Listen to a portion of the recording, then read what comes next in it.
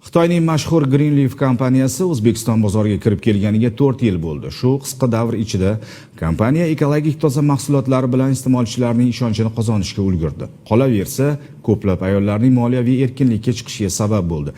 Kuni kecha poytaxtimizda Greenleafning 4 yiliga bag'ishlangan forum bo'lib o'tdi. Tafsilotlar bilan Nozima Mamatova tanishtiradi. 4年前的今天，我们只有200个人开会，4年以后，超过1万人参加大会。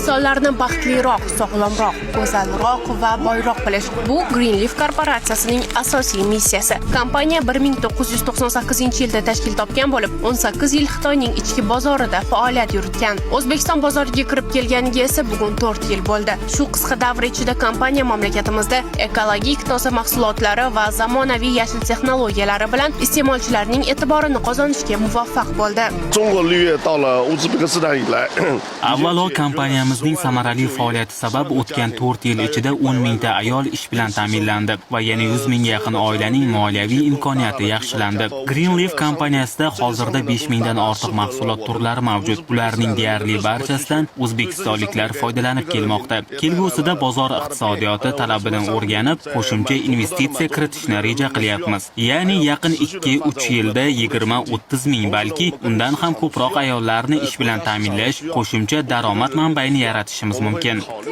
O'zbekiston bozorida turli loyihalarni amalga oshirib kelayotgan kompaniya mahalliy hamkorlar bilan birga yashil iqtisodiyot konsepsiyasini hayotga tatbiq etishga ham hissa qo'shmoqda.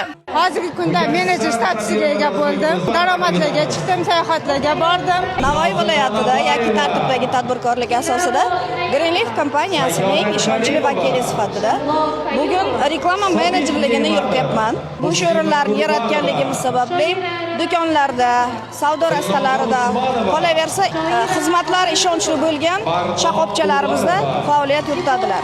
Quvonarlisi kompaniyaning samarali faoliyati sabab bugun ko'plab ayollarimiz o'zining shaxsiy daromadiga ega bo'lmoqda. Greenleafning O'zbekistondagi 4 yillik yo'li shuni ko'rsatdiki, yashil texnologiyalar faqat biznes emas, balki bizning kelajagimiz uchun qimmatli sarmoya. Demak, barqaror hayot sari qadamlar allaqachon tashlangan. Nozima Mamatova, Sirojiddin Hoshimjonov, Abdulaziz Absamatov, Hudud informatsion dasturi uchun.